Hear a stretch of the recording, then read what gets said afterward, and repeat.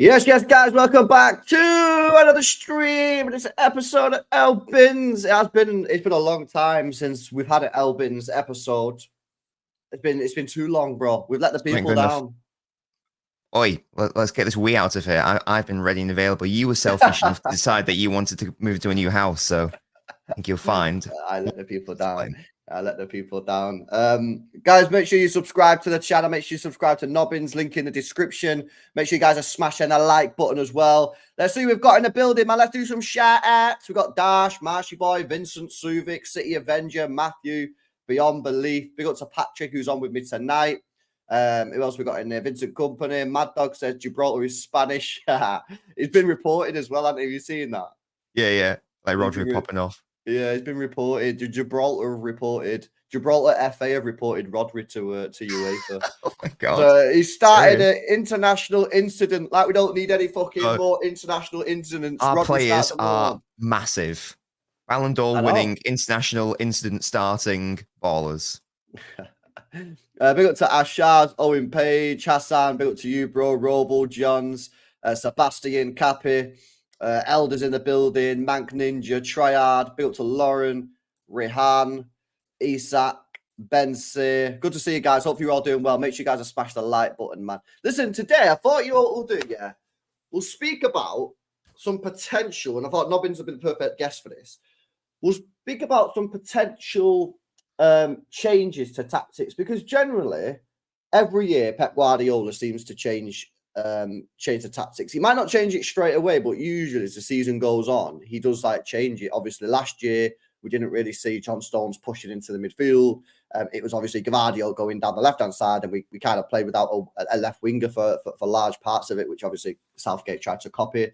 And we'll just try and theorize some potential, tactical changes. If you guys have anything that you want us to discuss in terms of these tactical, you got an idea that maybe you think that Pep might go for, make sure you put it in the chat, and I'll star as many as we can, and we'll go through them. The first one that I want to discuss, though, because someone raised it yesterday, Bevel raised it yesterday, and I think it is a good point because we all expected it last year, but it never happened, is do we see a potential for Gvardiol to play actually in centre-back and then potentially move into midfield as well? Because, of course, we all thought that maybe he would be given a go at that last year. Pep ruled it out quite. I think it was quite early on. I think it was even maybe 4 or 5 months in. He said no, he's not ready for it.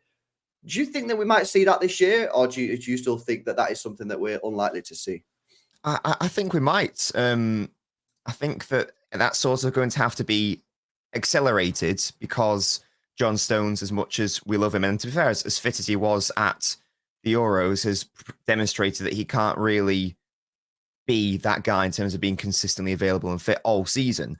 I think that if memory serves, in like the West Ham game, the absolute last game of the season, I think that Gvardiol did sort of do like a similar-ish thing where he did sort of halfway push into midfield, in fairness. So maybe that was like a sort of with an eye on next season. And I do think that could be a really interesting option. It's obviously not an easy thing to do, to do what John Stones does. Like, not many centre-backs can do it.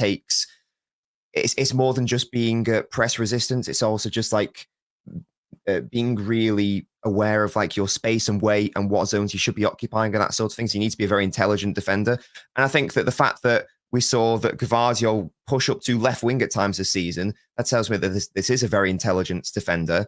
I thought he did okay for Croatia as well in terms of like similar zones. So I think he could definitely do that. And I think that would mean that our first choice back four, again, assuming a Stones injury, would therefore mean that we'd actually, as you say, we would have Gvardiol as the left centre-back, and then Ake left back, which I think is probably his best position for the City side. It's where he played for the Netherlands. And then Diaz/Stones and hopefully Akanji out on right back. And that gives us an incredibly solid back four. It's much more similar to, in terms of like defensive solidity, what we would have had in the treble winning year. And as you say, that would then allow Gvardiol to push into midfield. And it would actually maybe even be slightly more optimal because they need to have a left footer alongside Rodri rather than 2 right footers in midfield. So in terms of passing angles, it could be even more optimal. Pep like I know like lots of people have mentioned like what about Rico Lewis doing it from like right back to midfield, but I don't know the reason, but Pep really prefers the idea of his centre back doing it because I don't know if you remember, but when he first started doing it a couple of seasons ago, Stone started doing it from right back. And that only lasted like 2 games or so. And then he started, right now, I want Stones doing it from centre back. So he clearly wants his centre back to push in. I don't know if it's like a transitional issue sort of thing. But yeah, I think that's oh, sorry, I can't hear you. Yeah, I muted. Yeah, and I literally said the same thing last night on that point, in that I think it's a transitional issue of when we lose the ball. I think when the centre back, I kind of repeating what I said last night, but when the centre back pushes forward into the midfield, when you lose the ball, the 3 that are staying back, so your left back, your right back, and your other centre back, they're much more sort of like in a line and much more balanced. When your right back goes in, yeah, and you lose the ball, you sometimes that right-sided centre back doesn't go over to the right hand side because it's not they stay in the middle, and you're unbalanced. And again, I said it last night, but the perfect game and the perfect goal that we conceded to prove that point was the goal that we conceded against Everton when Damari Gray put one into the top corner, and it was a fantastic finish. But the reason that goal was allowed to go in is because Rico went into the middle from right back. Nothing to do with Rico, not Rico's fault. Rodri then lost the ball in midfield, and when they went, then they transitioned quickly down our right hand side, their left, and we just looked like a complete mess as we shifted over. And I think that's one of the reasons why you've not seen it too much now, because obviously Rico Lewis does need minutes. You might see him do that a few more times this year. But in terms of like how you're going to fundamentally approach the season, if we are going to push someone from the back into midfield, I think it will be from the middle, and maybe it is going to be Gvardiol. I certainly think that he's got the ability to do it. I mean, he's fantastic on the ball, getting out of tight spaces. His passing is fantastic. He could really drive a ball into the forward line as well to play a little bit more direct. But obviously, last year, Pep didn't see it. I mean, what do you put that down to? Did you see anything in Gvardiol's game last year that you thought maybe he couldn't do it? Because obviously Pep was asked about it, and he said no. He said he can't do it yet. Like, did you see anything last year? Because I can't lie, man. I didn't really see anything in Gvardiol's game last year that made me think he can't do it. Maybe it's just a case of it's his first game, his first season. I don't know. Yeah, I mean, so obviously it's hard because he didn't really play it that much. Again, outside of like the West Ham game, where I might be misremembering, but maybe he did it then. So we don't have much to go off. We've only really got his comments to go off. It's obviously not an easy thing to do.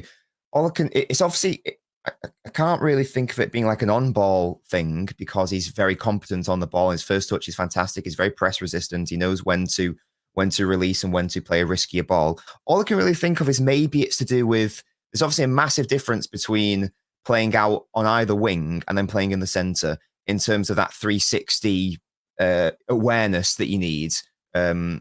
Whereas if you are playing like on the left, for example, you don't need to worry about what in terms of like what's in front of you. You don't need to worry about what's on the left because obviously the touch line, like the out of bounds area, is obviously acting almost like a buffer. All you have to worry about is what's on your right and what's in front of you and what's behind you, nothing on your left. Whereas in the middle, it's everything. So maybe it was to do with the 360-ness of the play. And for example, just take it to another, a very talented on-ball defender. Trent suffered with that from an England perspective. Lots of people are like, play him in England. But the biggest issue with that is, in addition to Trent not being as comfortable receiving it in those zones, he also doesn't have that 360-ness about him, which comes so simple to a player like Rodri or Stones, it seems. So maybe that's what it was. But I expect that to come with time, and hopefully that can be integrated this season. I think that Gvardiol is involved in preseason, isn't he? Because Croatia got knocked out early enough. Yeah. So who knows? Maybe we'll see something like that in preseason. Maybe we'll see some experimentation in the Community Shield. But that just seems like a really obvious choice to me. He's a very technically gifted centre-back. I think he could do, in theory, the Stones role if given enough time in the coaching. Yeah. It'll be interesting to see what happens with him, with Gvardiol, because as you say, it all depends on Stones, his fitness. He's obviously done really well at the Euros. I think he's played well at the Euros. He's looked fit. He's looked match sharp. Obviously, last year was a bad year for him in terms of just like his fitness was just all over the place and never could really get going. I'm really looking forward to a potential, bro, of seeing Diaz and Stones back together because if you think about it, last year Diaz didn't really have a great season. He got better as the season went on, and after the Club World Cup, I think he started to improve, and then towards the end, it looked good. Stones just never got going, so we never really seen the Stones Diaz thing last year. And whenever we did see it, it probably wasn't sort of like peak performances. Let me show you this on screen. Do you think that this back four is something that we could see next season? Obviously, providing Edison stays, of course, in goal. Because for me, I think Akanji should be the first choice right back going into next season. Yeah. I know there's a lot of people in the chat who think that Akanji can't play in the wide areas. I disagree. I think he can do that. But I think this is a real good option. And of course, if Stones can retain his fitness, you can always just go back to what we did in the treble year. Have obviously John Stones there, Ruben Diaz going into the back there, and obviously Guardiola and Akanji can sort of tuck in and maybe join some attacks a little bit. I'm really looking forward, bro, to the prospect of seeing Stones and Ruben Diaz maybe just getting a partnership going again, because it didn't really feel last year that we had partnerships in our centre back. I feel like there was a lot of chop and change. I think we had the most changed centre-back partnerships in the division.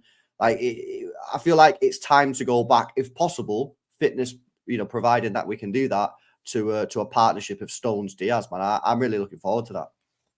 Yeah, I mean, it's incredibly harsh on Ake, to be fair, because obviously he's been so good, and I think that you could make a strong argument that he's, outside maybe Diaz, he's maybe our best defender in terms of being a defender in terms of his direct defensive actions. It's especially 1v1 because he is that good.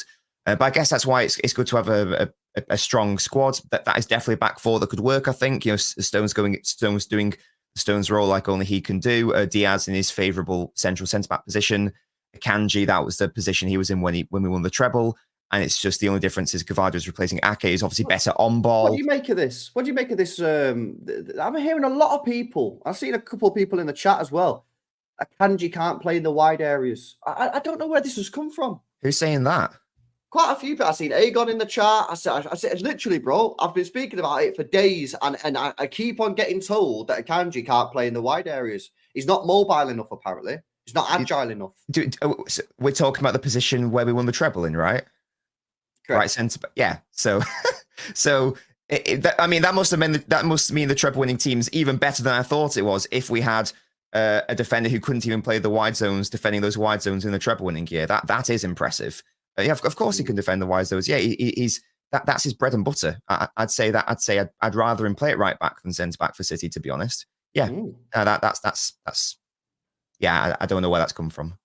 Yeah, no, I didn't know where it's coming from. I thought I was missing something, but yeah. No, I think this back four really excites me. And listen, yes, it is harsh on Ake, but it's harsh on anyone that you leave out. Providing all these players are fit, it's harsh to leave out Akanji, it's harsh to leave out Diaz, Stones, Guardiola, Ake. It's going to be harsh. You're going to have to drop someone. That's football, isn't it? You can't play everyone.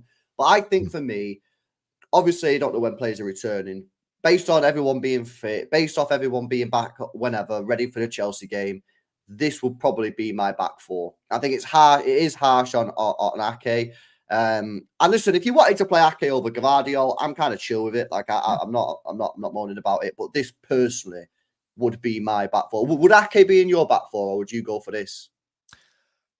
I think that in an ideal world, I think that is the ideal back four, to be honest. If everyone is fully fit, because I think as much as I love Ake, Guardiola is a much better on ball player. But there's no that Stones isn't going to play every single game, so there will be opportunities for Ake to play at left centre back with the ball, and hopefully Guardiola can be taught that Stones role. But yeah, I think that in an ideal world, again, it's really harsh to Ake, but I think that probably is or could be our best back four. Certainly Akanji at right back. We cannot see Kyle Walker at right back for like the majority of the season again. That must not happen. Yeah, well, we'll speak about Kyle Walker now, guys. Guys, make sure you drop a like on the stream if you've not done so already. Come on, man. One person needs to hit the thumbs up button to get us to 115. You know what I mean? So get it done, man. Get it done. Make sure you guys are subscribed to the channel as well. And of course, make sure you subscribe to Nobbins. Link in the description. And I've got a video out on the second channel, More LB, speaking about Southgate, if you want to go check that out later on. But yeah, let's speak about Kyle Walker. Everyone wants to say he's in the news again today. He's never out the news, this guy, to be honest with you, which is kind of mad. Would you keep him as squad rotation, or would you just get rid? Because my theory on this, bro, when it comes to Walker, is I would keep him as squad rotation. I don't think he accepts that, and I think therefore he just leaves anyway. So I don't think I can get my way. We don't know what promises were made in that cafe or that diner where it was that Pep took him. We don't know, because obviously something happened there, because he was back. He was going to leave. Bro, we need a Der Spiegel leak from that. No, we need. Why can't Der Spiegel hack the real information that we need to know? We need to know what was said. Yeah, in the bar in Didsbury between Kyle Walker and Pep Guardiola when they had that. Between the hours of 9 p.m. and 11:30 p.m. exactly. Yeah, man. Let's interview the bartender. So I don't know what promises have been made, but he must surely, or hopefully, he must surely appreciate that he's getting even older. I don't know how old he is nowadays. He's obviously 30 something. I don't know the exact age. He's still a good footballer. Like, I know he wasn't great last season, but he's still a good player. Of course he is, but he's not starting Man City quality. He's a very specific tool, in my opinion. And we saw that last season when he did, for the most part, a very good job against Vinicius, for the most part. That is a sort of individual battle he's good for, but across the season, he's not it. Clearly, he doesn't have that many offensive capabilities anymore. His defensive powers are waning. His positioning and decision making has never been great. He's been able to be bailed out by his pace on a number of occasions, and that's obviously going to be declining as well. Ideally, I would sell him and bring in a replacement. That's not going to happen.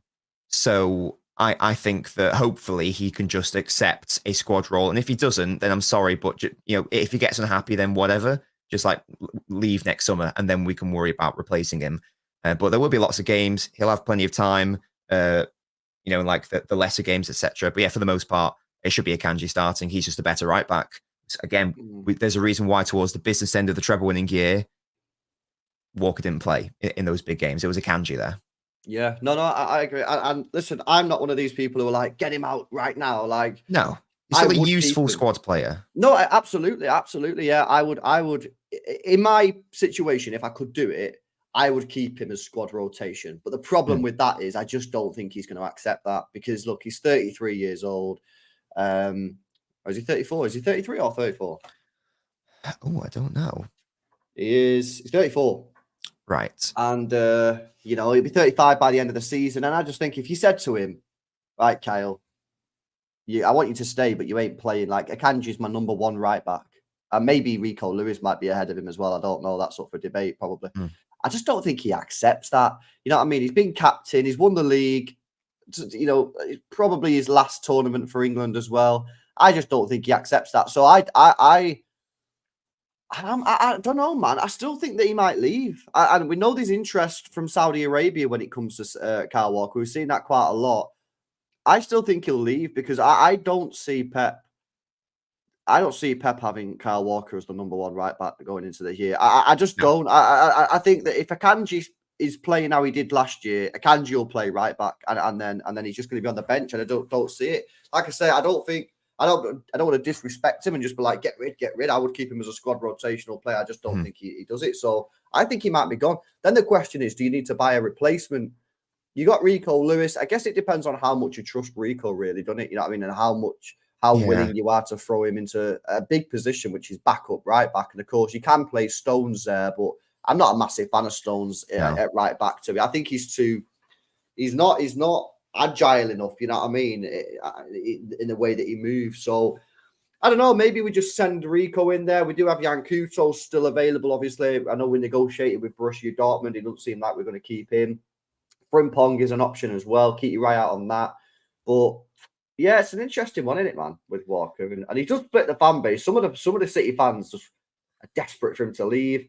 You got a lot of City fans who feel like he's disrespected, and people talk down on him given what he's done. So he's a bit of a Marmite player at the moment, isn't Yeah, it's I don't want him to, because I was, for example, I was happy when he signed an extension, for example, but that was because I thought he was going to be used as like a second choice / utility player and a squad option. I didn't think that he would go from having the 10th most minutes to the 4th most minutes of any City player, he? you know, from the treble winning year to last year. That again, that must not happen again. I like to think that was just out of necessity because Stones was injured, so therefore we had to create a different system with Walker as like a winger. So I'm hoping that was just the reasoning why. I'd just be a bit reluctant to sell him and not replace him, because then your only like true right back options would be Akanji and Lewis, and Lewis is obviously very young, and Akanji we are still going to need to use him as a centre back a lot this season. So really, then you'd be left with only one actual right back option, Rico Lewis, who isn't really an out and out right back either. So it becomes a tricky situation. So I think that the smartest thing to do, the best Nunes thing right to do, back season, run it well, back. or that exactly. Yes, if we can make him a utility player, that would be great. You know, to convert him into like a right-sided Fabian Delph sort of player. I don't know if that could be a thing, but if failing that, the safest option seems to be to keep him. But he needs to appreciate that he can't be the main guy. You've still got plenty of minutes. You can't be the main guy, and hopefully our team, our club, doesn't vote him as captain again, because if you bench your captain all the time, that introduces all sorts of political issues as well. So we'll have to see. Nah, it's weird. The captain needs to be playing regular. You don't have to play every single game, but he needs to be playing the majority of the football matches. De Bruyne or Diaz or Rodri, one of those three, surely. I agree. I think for me, KDB is worthy of it, but it's more sentimental. For me, I think Diaz is more of a natural captain. And I agree, where I would go for. But yeah, certainly interesting. We're going to get onto the midfield now, guys. Remember, if you guys have any thoughts about some tactics that you've been thinking of that maybe City might deploy next year, or you just want us to discuss it, send it in the chat. I'll star them and we can discuss your thoughts as well. So get your comments in about anything. You don't have to be the defense. It can be the midfield. It can be the attack. Whatever you think, get it in the chat. Built to Rio says, thoughts on Rodri's Gibraltar comment? Nah, I find it hilarious. I mean, I didn't even know that was a thing, to be honest. I spent like the next, like I went on Wikipedia looking at Gibraltar referendums after that. I didn't even realize that was actually a thing. I actually looked at the Gibraltar referendum as well. Yeah. What was it, 67 and 2002? I had no idea. Yeah. It's not really something I've ever thought about. Wow, but he has been reported by the Gibraltar FA. They're not happy. They're going to arrest him. What are you doing, innit? You know what I mean? MTFC says, do you guys think Pep extends? I know Tommy said he's open to it, but I think this will be his last season.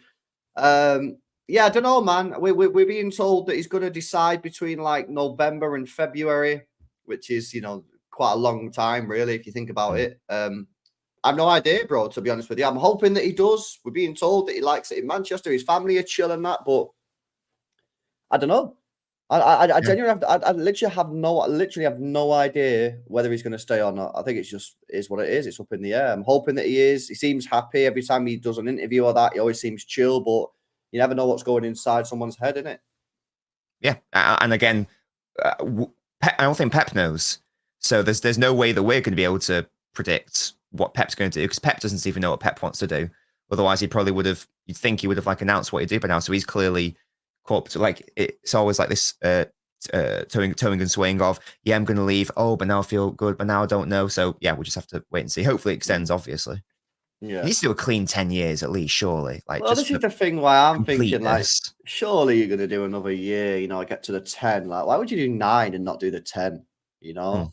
And yeah, we'll see. And I think as well, if we win the Champions League this year, right, that puts us on 2. We're only 1 behind United. And at that point, I'm like, come on, bruh.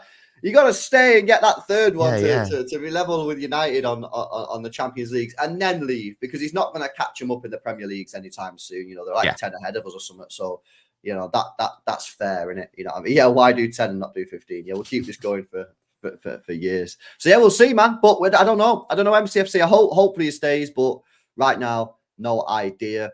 LB says, I like Pedro Porro, can't lie. Yeah, you know what? He's not a bad player, you know what I mean? But I don't know. What do you think of Pedro Porro? You think that could be an option? I think he's good. I just don't know whether. Again, he would want to. Speaking of players who want to start, Pedro Porro would want to be someone to be the main right back Yeah. at City. I think I'd probably rather Akanji, to be honest. Yeah, nah, I didn't. It didn't scream out at me as like I want this guy. You know what I mean? It's not No, one that. Yeah, it's squad rotation. If he come into City, I wouldn't be having him as like my starting right back like you. I'd probably no. stick the Kanji. So, and by the way, what are Spurs going to sell this guy for anyway? You know what I mean? They're going to be wanting 50 mil probably because we rinsed him for Walker, and we're not going to pay that. So, you know, at the end of the day, if you want a right back, Yankuto's there. Yeah, Frimpong's obviously a cheap option as well. So I think they're if you're going to get a right back, I don't think we're going to get like a starter. I don't think we're going to splash like 60 mil on a right back person. I think if we get a right back, yeah, it's going to be like a Frimpong, someone that comes in and competes with a Kanji rather than comes in and like you're now our number one, because you know who have you got out there? You've got like Hakimi that you could potentially go. You know, he could come in and maybe start as the right back, but is there many other right backs out there that like would come in and 100% start above Akanji? In terms of like how City play, not too many. I want Mohamed Simakan, who plays for RB Leipzig, because he can play at a. He's a right back and a centre back, so I think that utility is important. But he's also good going forwards. So I think if we were going to get someone, we need someone who ideally can obviously play right back and can play centre back, and is also comfortable pushing up to the wings if we want to go and do that Walker system sort of thing. Cancelo. Jamie, man. You want to get timed out, Bray? We'll time you out, innit? Yo, by the way, big up Lee, man, for the raid. Appreciate it, bro. Big up Appreciate it, man. Okay, interesting. Right, let's move into the the midfield then, right? Mm. Is it more of the same? Are we going to see any changes here in midfield? Of course, Rodri's going to be playing. Are we going to see a lot more of Foden and Kevin De Bruyne in the middle? And I guess actually, when we speak about the midfield, we probably have to speak about the wingers, because obviously the way that depending on what we do with the wingers depends on what we do in midfield. You know, let's start off with left wing, because left wing we didn't really have a left winger last year. Grealish was poor last year. Doku got better towards the end, but was kind of like not great / average for the majority of it. He did finish the season off strongly though. Are we even going to have a left winger this season, bro? You know, you've seen Jack Grealish. He's working very hard in the preseason, which I'm happy to see. What are you saying here? This is where the sort of the prediction comes into play, because there is a world where Pep just totally does something mental, or Pep just does what we did sort of from January last season, where he plays a centre back out wide. Plays like a Guardiola out wide or a Walker out wide, a fullback out wide. I don't think he'll do that personally. I wonder if that was just a means to an end because of the Stones injury situation, and because of our lack of the amount of true wingers we had. Maybe that forced him into that. I personally think we are going to go back to having wide players out wide and actual wingers out wide. I agree. So I think it will be more akin to what we saw in the treble year, where it was, you know, a defender moving into midfield rather than a defender out wide. Because whatever system is we have next season, fundamentally, we either need to start with a 3-2 build up or a 2-3 build up, because you need the box midfield to mean that you've got the numerical superiority in midfield. So that's always the starting point, that box 4. So yeah, so in terms of the left winger, obviously Grealish is going to be an option. I hope he has a good comeback season after last season where he was. He needs it, bro. Yeah, 100%. I'm a big Grealish fan, but he was. He started the season poorly, then got injured, then came back and was good, but then got injured again, and then couldn't get back into the team. So hopefully he's going to be good. But I think that maybe for the sake of this lineup, I think that we should maybe put Doku in at left wing, maybe. Well, for me, would he be ready? Is the question in Pep's eyes. Well. This is the point. This is a great point, because for me personally, the way I look at it, yeah, is I go off of how did you finish the season for City, right? I also go off a little bit of the Euros. That's why I've got John Stones in there, and obviously because I want John Stones in there. I think he's better than Ake in terms of the build-up play. If I'm going off of how his season ended, Doku starts left wing, but Grealish is probably he's got a bit between his teeth, man. Everyone's seen his Instagram. You know what I mean? Every day he's going on these mad runs. He's putting in the work that he needs to put in. He's going to be back in pre-season. He's already back in pre-season already, well before Doku. Doku won't be there for another 2 weeks, probably. So Grealish probably doesn't deserve to start the season left wing based off how he played last year. And obviously he didn't play the Euros, so he's not got that advantage either, unlike Doku. But the fact that he wasn't selected for England actually might do him a favour. And therefore, it might be Grealish that starts left wing. However, I'll say this. He's not got much credit in the bank. He needs to perform straight away, because if he doesn't, and Doku comes back and he'll probably come off the bench a couple of times. He starts taking plays on and looks good and carries on doing what he did towards the end of last season, where he was very, very good towards the end. Grealish will find himself, on the bench again. So I hope that Grealish has a good year, because I think if he doesn't have a good year, I think it could be the end of his career. I wouldn't surprise, not the end of his career, but end of his City career. I wouldn't surprise me if City got rid of him next year if he doesn't have a good year. But it's a big one. That left wing spot for me is probably the biggest thing, because everywhere else we can kind of fill in Haaland up top, probably Bernardo on the right, etc., etc. But that left wing one for me, that dictates how the rest of the team is set up. So what we're doing, Chelsea Premier League first game. Are we saying Grealish is playing left wing? I think we are. I think because it's a big game, I think that we'll start Grealish. I think that Pep will go for he'll based on history, he prefers playing Grealish in the bigger games. So I think that's what we'll go for. Oh, that's a controversial one. Haaland starting. You're right. Haaland starting, and the thing is as well, bro. Yeah, these two players have had a full summer off, so there's not really any excuse for these two guys.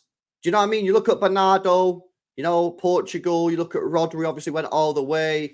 De Bruyne, he's old, so he might take a little bit of time to get going. Hopefully he doesn't. Foden again going all the way with England. So these two here, I think these two players really, I need these to lead from example.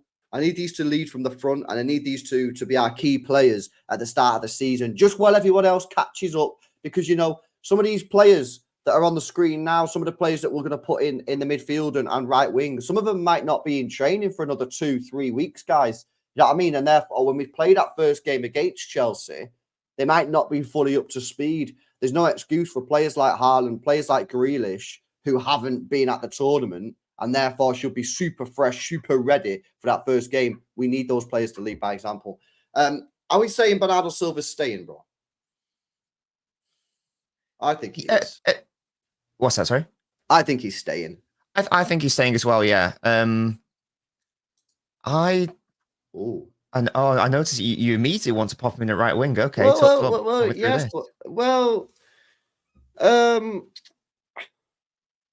just think that. Go on, ask the question. I just wonder if can't speak.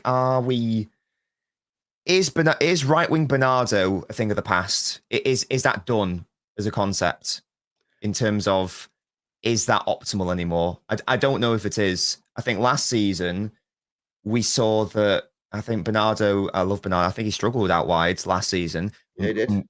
City looked a lot better when we shifted Bernardo from the right to the centre. So I think the days of Bernardo right wing might be behind us. I think it might be time to move on from that. We've got Doku who can play on the right. We're bringing in Savio who can be an option on the right. I don't know if in the main Bernardo will be a starting option on the right. I don't know. The problem is, where do you play him then if you do? Yes, because Bernardo Silva isn't a creator in the midfield. Yeah, I've said this for years. He's not. That puts a lot of pressure on your creative midfielder and, to a certain degree, Rodri, right? I just think if you don't play Bernardo right wing, he doesn't get in my team. I'm sorry, man, which is wild. I Now, agree. there are certain exceptions. There are certain exceptions. I think games maybe like Anfield, games like that, even Emirates now, big maybe some Champions League games, maybe I would put him in there and drop a Foden or drop a KDB, as again controversial as that would be, and play him in there. He's had some great games at Anfield when he's played in the midfield, but in just the generic game, and Chelsea first game of the season, I'm not saying this is like a big game, I mean, I think Chelsea are not the Chelsea of old, and they've got a brand new manager who's just managed in the Championship. I don't start him then. I don't start Bernardo. If we don't want to put him right wing, he doesn't get in my team, bro. Yeah, I think I agree, and that sounds mad, and it is. But against City, you've got a very strong team. Because if you play Bernardo, if you're like, right, I'm not playing him on the right, so I'm going to play him in the middle, where that means that one of De Bruyne or Foden are not going to be starting either. So it becomes an impossible situation. I think at that point you've got to consider it first, obviously the quality of the player, but also like question marks of are they even going to be here in the long term? And we all know that Bernardo allegedly wants to leave. So that would inform me that the answer to that is no. So I think that we might be better off playing an actual wide player out wide. And who would you favour? Like in general? Well, yeah. Tell me generally, and then tell me for the Chelsea game specifically. Like at this moment in time. Generally, I want Doku to be starting somewhere. I think he should. I think he's good enough to. This is a second season. History tells us second season wingers under Pep at City have a much improved season.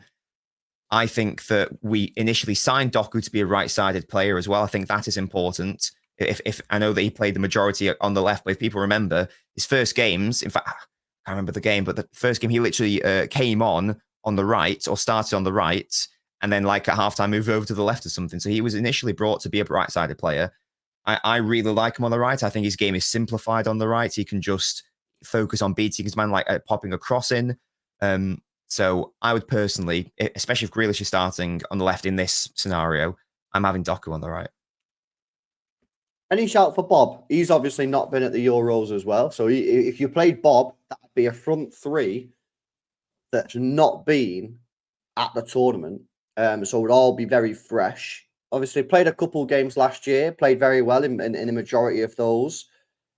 Is there any chance that Oscar Bob could maybe get a goal? I like Bob as a midfielder though. I think that I think he's a more of like a Phil Foden type player. I agree. I think it's David Silva-esque. Yeah. So he can play on the right, and I'm sure he will get some minutes on the right.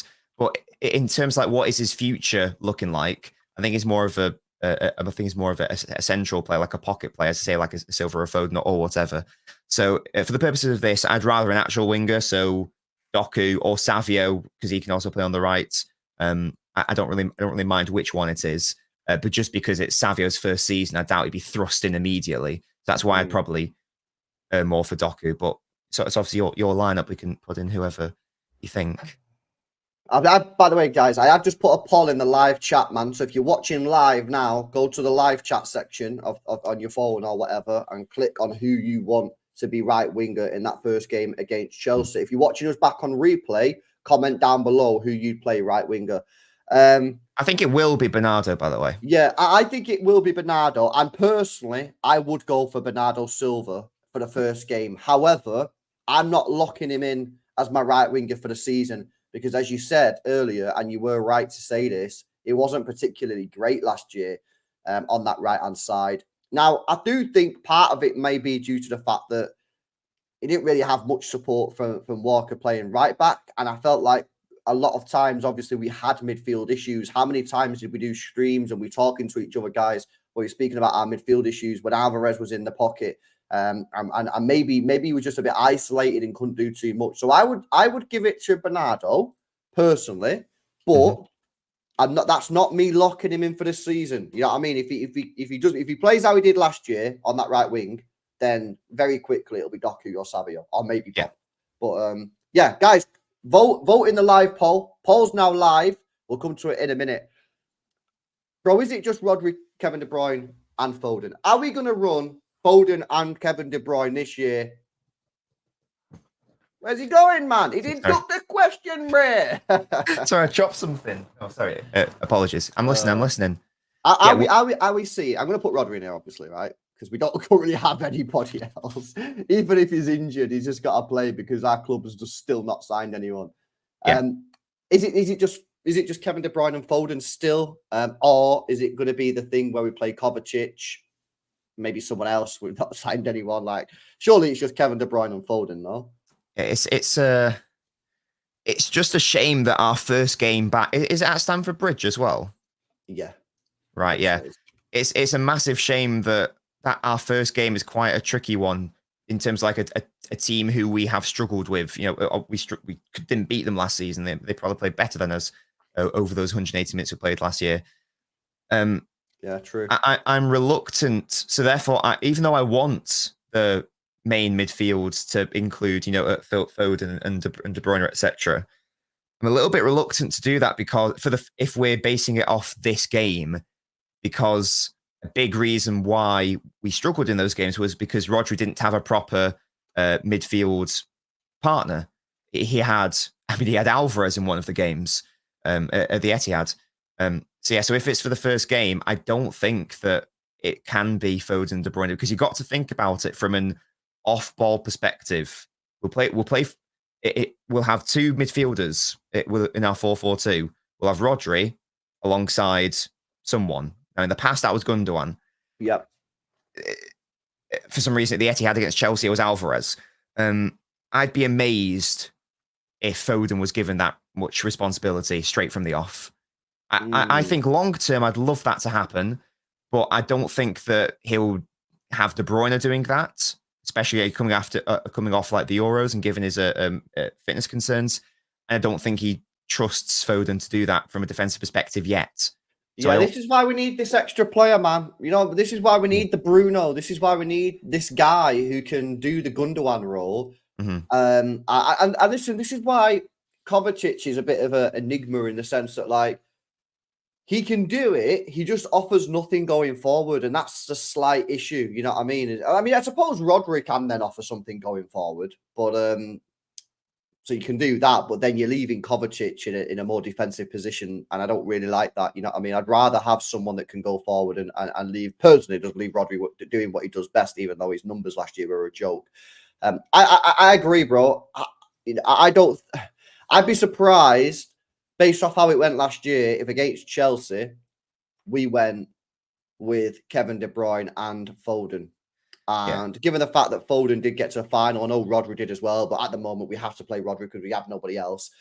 I think it would probably be Kevin De Bruyne and Kovacic, if obviously Kovacic is still here as well. I know he's been linked with the move to Turkey. But I think that gives you the solidity in midfield of Rodri and Kovacic. Because last year when we played Chelsea, we were just so open, man. I feel like we were very naive against Chelsea. I feel like we just turned up and just thought, we're going to blast these. And I know that's a fact because I remember when I seen the team lineup, when we went to Stamford Bridge, I remember seeing the team lineup and went, oh my God, he's going for it today. And it just didn't work. You know what I mean? Because we just got completely split open in the midfield. That left our defense exposed. It's no surprise that game at Stamford Bridge, our defense had the worst game of the season. It's because they were left completely exposed with absolutely zero protection. So yeah, I think Kovacic probably.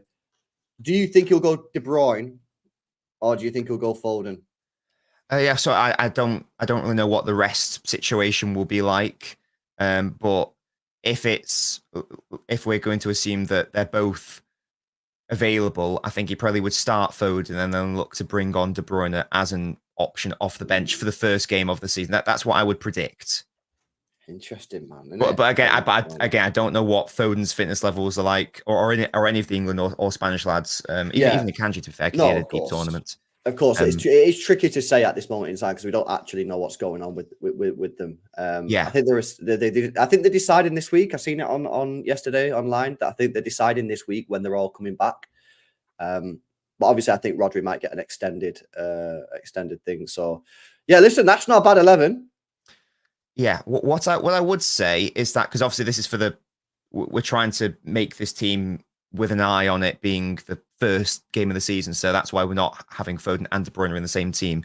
But what I would like to see is that what we saw, because we only really saw it 3 times last season, where Foden was played in midfield, also out of possession in midfield. And by that I mean next to Rodri in like the out of possession structure. We saw that against RB Leipzig. We saw it against Real Madrid at the Etihad, and we saw it the last day of the season. Now, those 2 ones especially were very important games. Real Madrid at home, where I thought we played better, and West Ham at home last day of the season, where we were so good. So I do think that this season we could see more of what we saw against West Ham the last day of the season. It was obviously an important game. It was must win. And for like the first half especially, it's one of the best first halves I've ever seen. And Foden was unbelievable in that midfield role with and without the ball. So I think that long term that could, and in that team you had Foden starting, and you had De Bruyne starting, and you had Doku starting, and you had Haaland starting. So it can definitely work. And I do think that across the course of the season, we'll probably see like a situation where Kovacic is swapped out for De Bruyne, Bernardo swapped out for one of Doku or Savio, or Grealish swapped out for Doku, and then stuff like that. So this team might not look impressive now, but that's because Aaron says this team is okay. dead. It's not dead. Like, let's chill out there. It's still a very good team, but let's chill out there. But in terms of like across the course of a season, I think we will probably see again what we saw against West Ham, because we are in general expected to dominate the opponent. We don't normally have to set up with cautious wide players. It's just because we're going to Stamford Bridge. I think we probably will do that. Yeah, now this is actually a fair point from Alan, to be fair. He says, doubt the Kovacic one, because that means if Stones moves into midfield, you've got Kovacic as your 8, which is useless. That's a fair point. Oh. Useless is harsh. But yeah, Kovacic is definitely better in deeper zones. but in which case, then who would you be starting as the more advanced player? Nunes? Bernardo in the midfield, maybe? If John Stones is pushing into midfield, could you then not just play Foden and Kevin De Bruyne? But then off ball. Could you have Kevin De Bruyne playing slightly deeper, quarterback style? Like partnering Roger? I guess he could, because to be fair, he did do that against. So he did that for Belgium, didn't he? At the Euros, and in that last game, he partnered Onana in midfield. It's just asking a lot of defensive work of someone who is. Who I'm just still concerned about from an injury and age and fitness perspective. That's all. No, I agree. The thing that I would say on that, though, is for me, I just think you just got to send it. In case Sarah Should we send it? Yeah, well, I'm talking specifically about Kevin De Bruyne's injury. You know what I mean? Sure. Because for me, bro, I've already come to terms that he is getting injured this season. Right. So I'm sort of like, sometimes like you try and protect someone and you can try and like protect them from getting injured. I don't think you can protect him from getting injured. Yeah, I think, you can do all this, playing one game a week, rest him, take him off after 60 minutes, blah, blah, blah. And I think, yeah, obviously if you're 2 or 3-0 up, take him off. Don't be stupid about it. But I think it just comes to a point where it's just like, if he's going to get injured, he's going to get injured. I remember 2 years ago when Ake was playing loads of games and everyone was like, we need to give him a rest. He got given a rest. So he missed the game, come back, and then he got injured straight away. And I was just like, So we rested him and then come back. And the game that he come back after his rest, he just got injured. Sarah, just play him. Don't go stupid with it, of course, and just see what happens. I think it's a fair point. I do think that if John Stones is inverted, by the way, there's another thing though is John Stones is another player that we can't fully rely on in terms of fitness. So this team, that's why we need Guardiola to be able to do that. Hopefully, absolutely spot on. Yeah, spot on. We need John Stones to be able to stay fit, because if he gets injured, the whole system just has to change. Unless, as you say, he has the confidence to put Guardiola in the middle. Obviously, put Ake outside. That's absolutely fine. But if John Stones gets injured again and has another season like he did last year, which again, kind of like Kevin De Bruyne, unfortunately, we just have to kind of accept that he probably will get injured. He's obviously just had a good tournament, stayed injury-free. That's good, look fresh. Hopefully he can take that into the Premier League campaign. But, yeah, I don't know, man. I don't know. I'm looking forward to it, though, bro. Are you excited for the season? Yeah, no, yeah. Club football can't come quick enough. Yeah, I will be really interested to see how we set up. Hopefully we make some sign. We need to sign, as we all know, we need to sign a player. And it'll also be interesting because like, I'm also interested to see how Chelsea play next season as well, especially in that first game, because they've now got like their own Pep clone or whatever. So it'd be interesting to see, like, you know, like two similar styles of play going at each other. Yeah, should be a good one. Good start to the season. Yeah. But if Yeah, we don't, I was just say, if we don't get that player, we don't win the league. By the way, if we don't get like the 6-8 hybrid, we won't win the league. We can't do it 2 years in a row. You think we're asking too much? Yeah, we can't go without a Gundo replacement 2 years in a row. I'm not having. I'd be very surprised. Yeah, I mean, you're basically you're pushing Rodri's body as much as you can, and you're seeing towards the end of last season. Remember the Chelsea game, the Real Madrid game, the second leg. He was just absolutely gone. He had no energy left at all. It's not right, you know. I'm not really one of these people that sit here and go, oh, no, like you need to protect the players. They're playing too much. Like, I don't really care about it that much. Like, it's not my problem. It's the Premier League's problem. But when it comes to Rodri, it is a little bit. You are taking a mick, man. You know what I mean? He's playing far too much. So you do need to get someone in.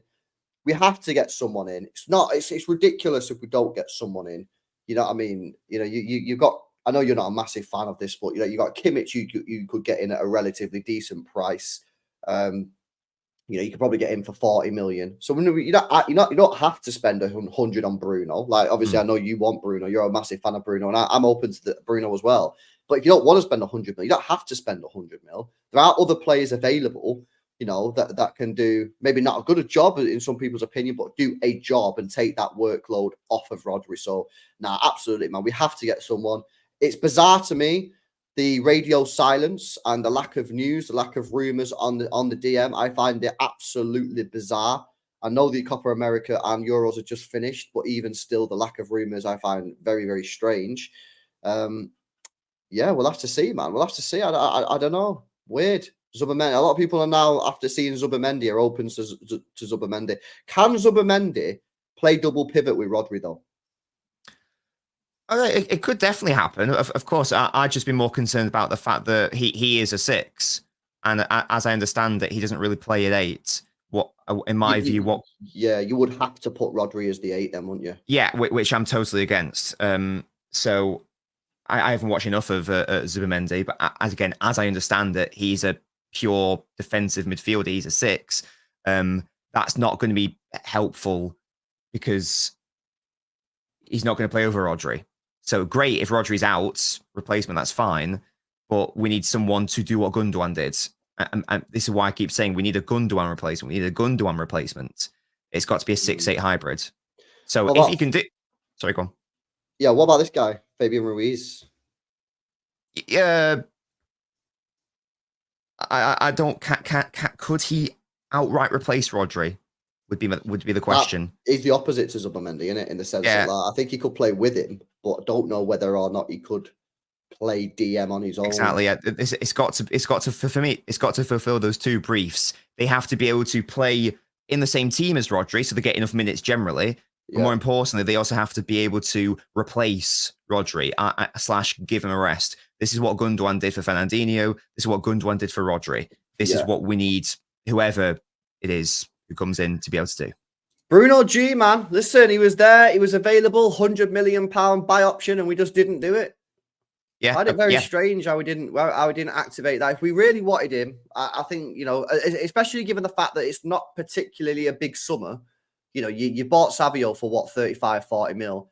Bruno at 100. That's 140 mil. That's us. That's business done. I know some people would want a right back, but you don't need a right back. You know what I mean? I think we would take Akanji and Rico, and obviously Stones can play there as well. So strange, but we're not getting Bruno now. I just can't see us getting Bruno. If the release clause wasn't paid at 100, why on earth would Newcastle now sell him after the release clause has gone when they don't need to sell him? I just don't see it. I think in my head it's more like copium and opium more than anything else. I don't think it's gonna happen. But then I don't know who we're gonna look at. If we're not willing to spend 100 million on Bruno Guimaraes, then we're not going to be willing to spend 100 million on João Neves, who would be my second choice. So I don't really know And we can spend the money as well. Like from like a PSR perspective, I'm sure we can spend like over 300 million quid before we even worry about getting to that threshold. So it's not a money thing. So it's not a money thing. This is what I'm saying. Like, it's not a money thing. People are saying that we can't spend. We can. So, and people speak about the wages. Yeah, but in a year's time, Kevin De Bruyne's wages are going to be off the books because he'll be gone. You know what I mean? He ain't doing more than a year. You know what I mean? Bernardo Silva will probably be gone. Although we've been saying that for years. So I don't see it as a wage issue. I don't know what it is. I don't know what's going on. Maybe it's a 115 issue. I don't know. I don't know what it is. We'll see. Right, okay. Let's have a look at these chats before we wrap up. Big up to Simon, member for 11 months. Thanks for the support, man. I appreciate it. It says, no losing either Edison or Alvarez this season, boys. Cover for Rodri, and we're good. I agree. If we can keep Edison, Alvarez, and get a Rodri replacement, I'm happy with the summer. I'd be very happy. I'd like a fullback. I've said that. I'd like one. It's on my wish list, but I'm not sitting here absolutely desperate for one at this moment in time. So yeah, get a DM and we're chilling. Big up to Sai. Chicken Wing says, till someone shows that they can take Bernardo's place, Bernardo starts. This is kind of where I'm at with it, bro. I'm like, I recognize that Bernardo didn't have a great season last year. However, I start him and I just say to Doku and Savio, listen, lads, Grealish, I don't obviously say this, but Grealish has had one good year in 3 years. Bernardo didn't play particularly well last year. He don't really want to be here. Maybe he's getting stale. Maybe he's fatigued. You guys are fresh. You guys are young. I'm starting these two. Go and take the position off him. You know what I mean? That's the challenge you set him, and you say go and take the position off him. You know what I mean? You're going to be coming off the bench against tired teams. Go and do damage. Mount the pressure on me, Pep Guardiola, to drop them and start you. But you know what? I'm just happy that we've got 4 wingers that I like having the 4 wingers. I think it's good. And of course, don't forget Oscar Bob as well, because he's there as well. Listen, we're gonna wrap it up. Big up to Nobbins for coming on. I'll just say something before we leave, just because there's been some libel in the chat started by Sai, I think. What? Right? Are you being serious, bro? Yeah, it's outrageous. Saying that I hate Kimmich, and now I've seen like 3 or 4 other people going, "Wait, Nobbins hates Kimmich." No. I need to defend myself here. I need to make myself known. I need to explain myself. I don't hate Kimmich. He's a fantastic player. He's brilliant. I just don't think that he would be a good fit for what I want Rodri's partner to be. In terms of like replacing Rodri, that's fine. In terms of like being an option at right back, that's fine. But in terms of like being like a midfield partner alongside Rodri, the reason why I don't want Kimmich is because I don't think that he would cover Rodri's weaknesses well enough. And Rodri's weaknesses, in my opinion, are the same as Kimmich's weaknesses, which are not being particularly good in respect of defensive transition and not being particularly good in respect of winning those duels either. So for me, from my perspective, you are compounding that weakness if you partner Rodri with Kimmich. For me, it makes more sense to partner Rodri with someone who covers those weaknesses. That is my take on Kimmich. And again, he's a fantastic player. And if we brought him in as a right back, I'd be well up for that. That'd be brilliant. But if we're talking about him as a partner for Rodri, I personally don't like it. Just wanted to make that known. Yeah, it's not like a random hatred of him. Yeah, sued. Pay up the damages, Bray. Pay up the damages. Okay, but you'd rather have him than no one, right? No, of course, yeah. But yes, I don't hate him. I don't dislike him. He's a fantastic footballer, of course he is. And again, if we sign him as a right back, brilliant. If we don't get anyone else and Kimmich is the only option, I'm not going to cry and complain. And if we sign him, I'm not going to complain because he's a great player. But he is a player who I don't think he's not my number one choice for that reason. Okay. Very, of course, very good. Kimmich is better than nothing, of course. Absolutely. But we're probably getting nothing at this rate. It is what it is. we'll get Pep on the pitch. Yeah, Jesus. Right, guys, gonna wrap it up there. I am back later on tonight with Patrick to discuss more topics and more football talk. So make sure you join me late one tonight, 10 p.m. Yeah. So all you Australians can watch it in the morning. You Americans can watch it when you get home from work. Guys, smash the like button. Make sure you have subscribed. Go subscribe to Nobbins. The link is in the description. We're only 8 likes away from 300 likes on this stream. 8 people. Hit that thumbs up button. Make sure you subscribe. And I'll catch you later on tonight, 10 p.m, man. See you later.